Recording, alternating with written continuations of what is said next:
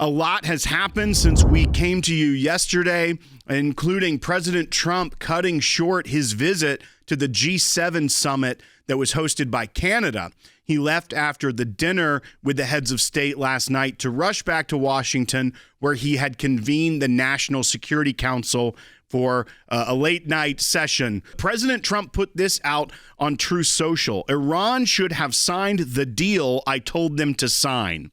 What a shame and waste of human life. Simply stated, Iran cannot have a nuclear weapon. I said it over and over again. Everyone should immediately evacuate Tehran. And on social media last night, you saw images of traffic jams as people rushed to get out of the capital city of Iran, seeming to take heed to the words of the President of the United States. President Trump is 100% correct. A nuclear Iran is unacceptable, number one. Number two, can't happen. It puts not just the region at risk, but it puts the entire world at risk. For instance, if the Iranians thought they could close the Straits of Hormuz with impunity, well, then could you imagine the costs of things like gasoline, oil? So this is not an acceptable situation, number one. So it's not just Israel's defense, it's the region's defense. Frankly, it's the civilized world's defense.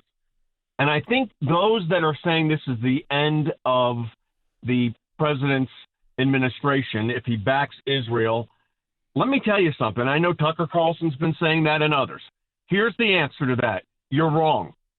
You're wrong for two reasons. Number one, it will be his lasting legacy, eliminating the Iranian threat. That will be the lasting legacy of a president. We've been dealing with this as a country for over 50 years with the Ayatollahs. So that needs to come to an end. And the regime, in my view, needs to go. But those on the right, like Tucker and some of the others, that are saying, you know, we're going to be America first. As the president said, he's the one who came up with the idea of America first. This is America first. Ending this threat puts America's interest first.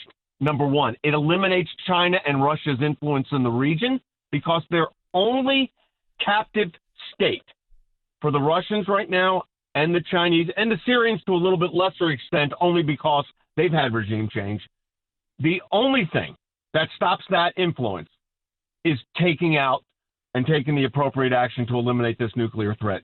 Do you think, one, what we've seen from the president's strategy, the way he dealt with ISIS, he was saying no new wars, but immediately was able to put down a very dangerous regional threat, that some people are forgetting that the cabinet that's in place, the team that President Trump has put around him, do things differently, not the old guard way.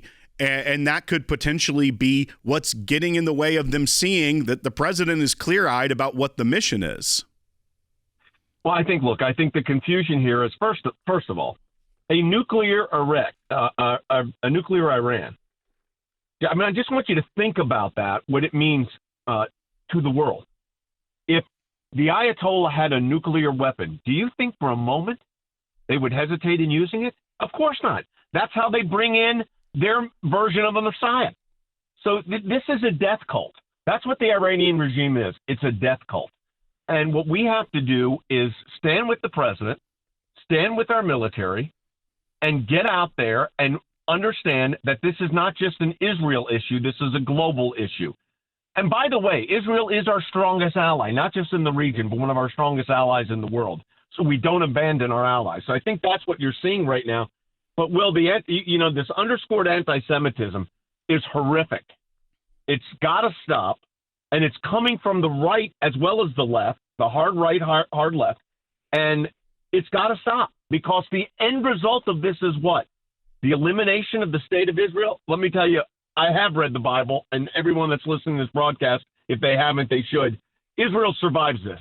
I think that the residents of Tehran have certainly realized and are taking to heart President Trump's message as well as Israel's message to them, which is that if you can get out of Tehran, get out of Tehran. And we've seen the imagery. We've seen the highways and the expressways there just packed bumper to bumper, only going one way. and that's outside of Tehran. So that tells you a lot about the residents there. I think inside even the Islamic Republic's capital city, where they have, their major stronghold, is that those residents have no interest in being martyrs for the cause of the Ayatollah and the Iranian Revolutionary Guard Corps. And this idea that somehow the base for President Trump or support for President Trump is fracturing, I think it's just a couple of loud talking heads that have an anti-Israel bent, and it's coming out more and more. Some of that, again, I think is borderline anti-Semitism, something we discussed today in Strasbourg in meetings that we had. But that's a problem we're seeing all over, unfortunately, the world, including the Western world, inside mostly academia and in our major cities, because of kind of the left's hold of those major cities and the protest movements we've seen. But at the end of the day, just look at the citizens of Iran fleeing. They are not willing to be the martyrs for the Islamic Republic of Iran and the Ayatollah's idea of getting a nuclear weapon. The voices calling for peace are fantastic. We need more people saying that we want peace and we want to put America first. But I do think that we can have a debate about what that actually means. And I know that President Trump is completely focused on making sure that he protects America, that it's all about our safety. And at the same time, he is trying to make sure that he does whatever he needs to do to produce peaceful outcomes. Remember, right now with Iran, we don't have peace. We have a country, a regime that is constantly fomenting terror in the region. And so what we're trying to do, what President Trump is trying to do, is bring peace. And sometimes to bring peace, it gets a little messy first. We need people with actual street smarts, people who deal in reality. And this is not an academic exercise. I think we saw that from the Biden team. That's the first point. The second point is, again, I like the voices calling for peace. I like the loud people who are saying, look, America first means peace, because I think Donald Trump agrees ultimately with that. But again, we have to go back and it's not correct to say that the place is full of peace right now. It's not a stable, peaceful country, Iran. It's fomenting violence constantly. And so what I think that we just have to understand is that Donald Trump is absolutely focused on protecting America and bringing about peace. But sometimes you have to do big things like peace through strength in order to preserve peace or get peace. And so I would just say to people, trust the process, trust President Trump. He's not abandoning the idea of working towards peace. He's going to bring us peace because he's completely focused on it.